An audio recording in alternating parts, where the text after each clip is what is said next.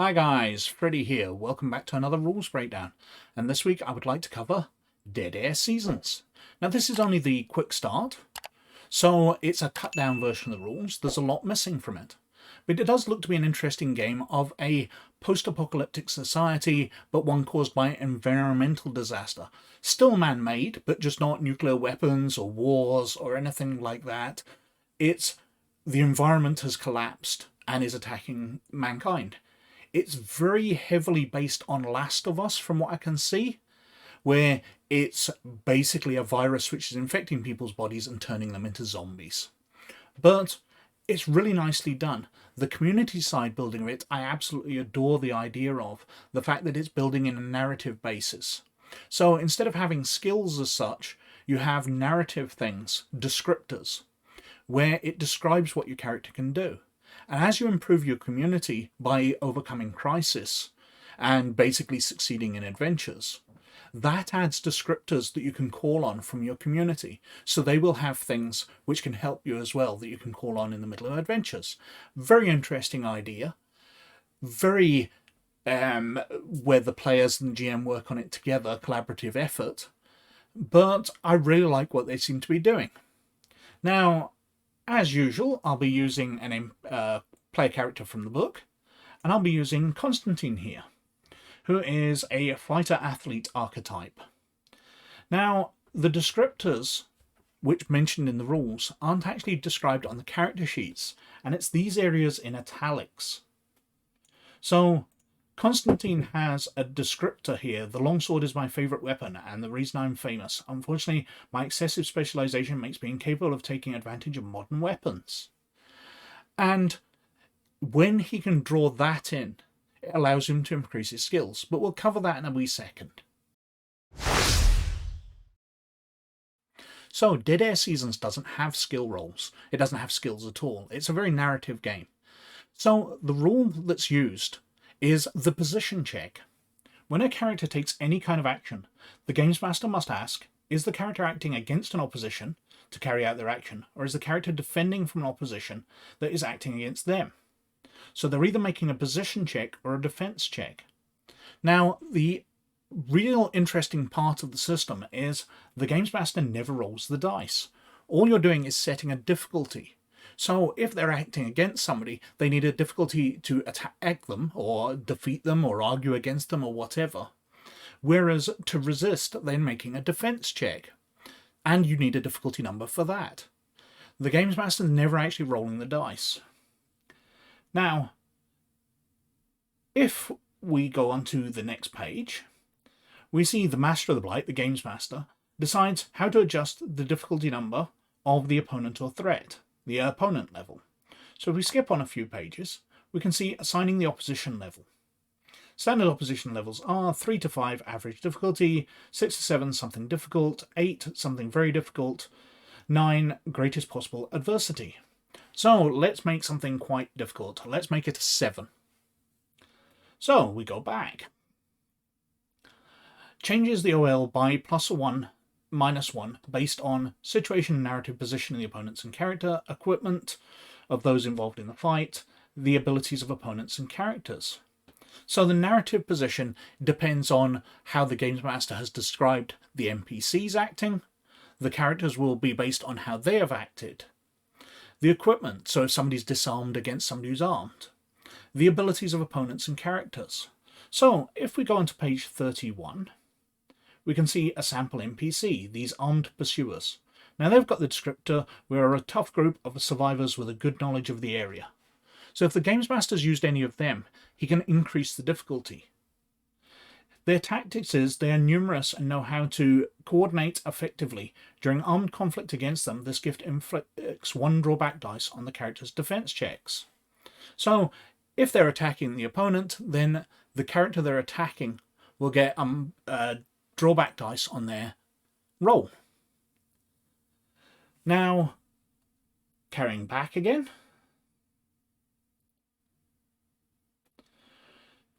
You then identify the attribute to be used in the check. So let's say they're struggling over something, it's going to be body. So we're going for a 7. Constantine here, his body, which is his physical strength, is 5. So he's got 5 successes already. Now he's rolling a drawback dice if he's fighting them, but let's say they're just pulling on something against. So he's got 2 more successes to make up. If he's got a narrative advantage, he can add soma.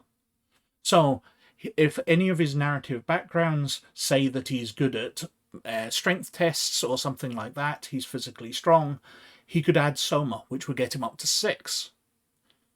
He would then have to roll a dice on top of that to make the success to 7.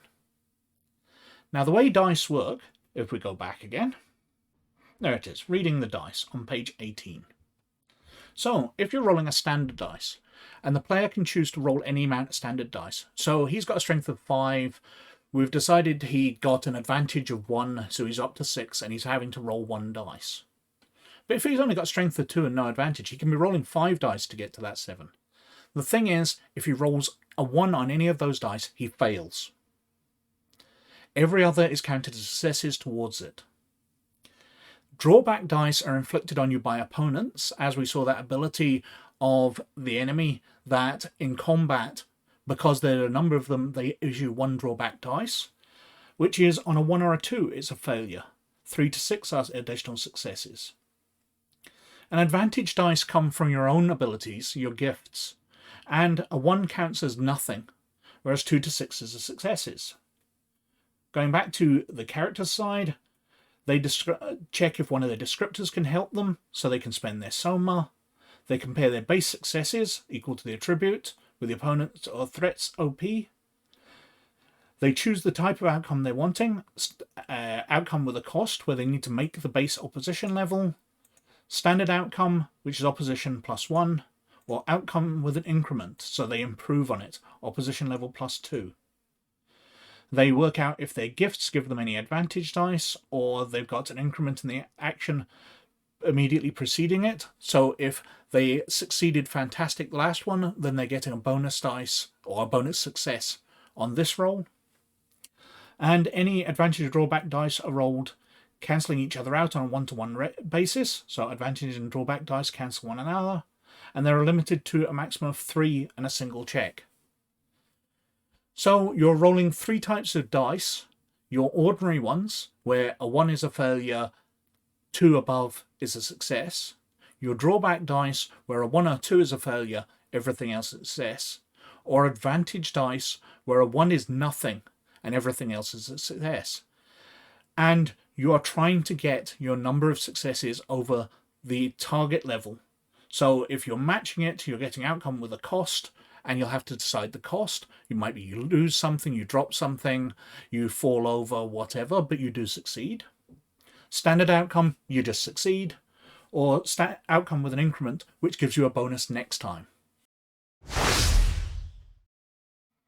Now, there is no initiative system, but if we turn to page 23, we can see if the scene leads to a conflict, the Games Master takes into account who has acted and does not make them act again until all the participants in the conflict have all had the opportunity to intervene.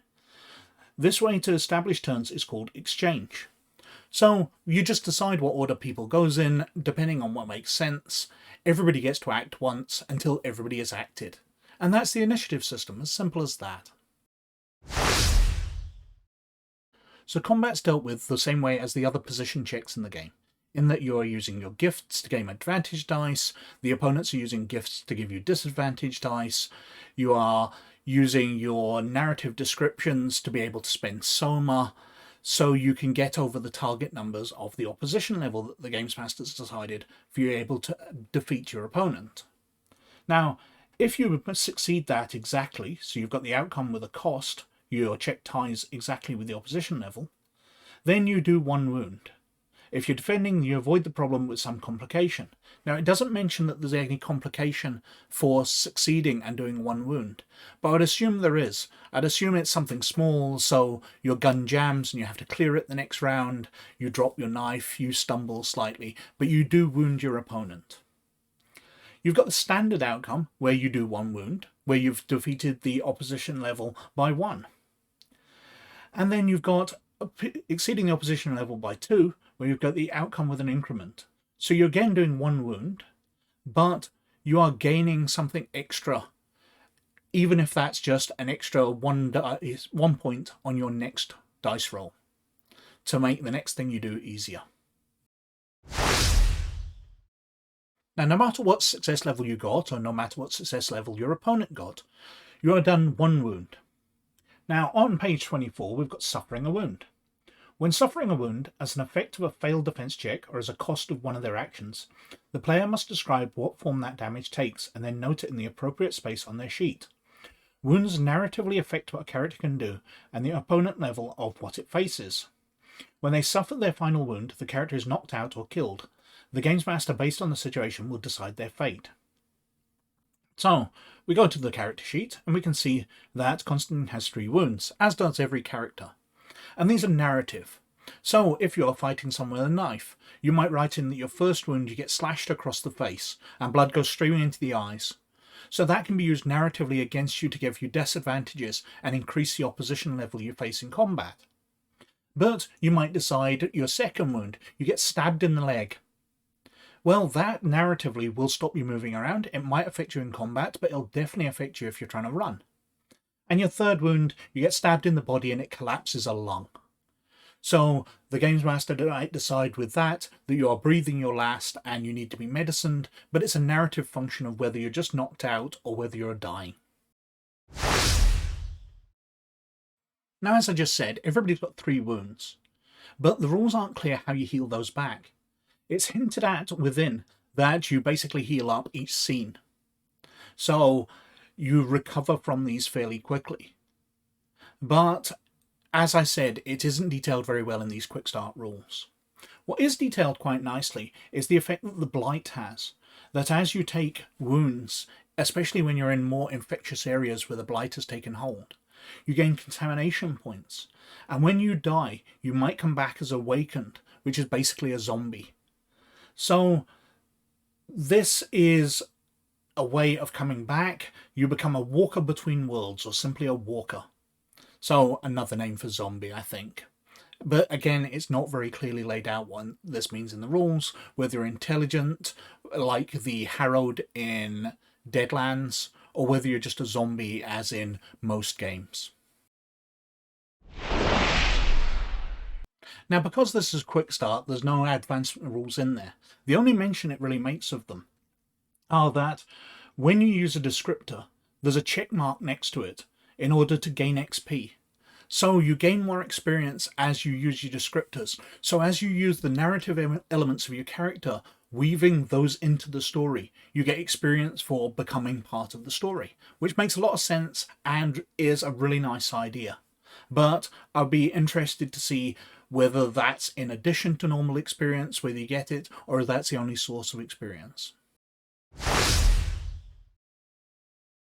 So that's a brief look through the rules for Dead Air Season's Quick Start. Now, as I said earlier in the video, this is an Italian role-playing game being translated into English. So the original authors aren't native English speakers. And this is just version 1. So there may be elements which are misunderstood because of the way they've been translated. There's maybe elements which aren't there at all. But I think I've got the rules there.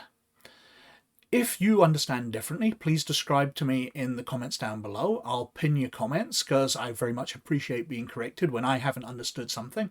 And as later versions come out, if I see any corrections that I need to make, I'll put them in the comments below. But I think this is enough to get you through this playtest session, this example scenario they've given. As I said, there's a lot of great ideas in here. I'm very intrigued by the game and it looks absolutely gorgeous. But anyway, I think I've whittled on for quite long enough, so thank you very, very much for watching. But as always, most of all, you look after yourselves, and I'll catch you later. Bye now.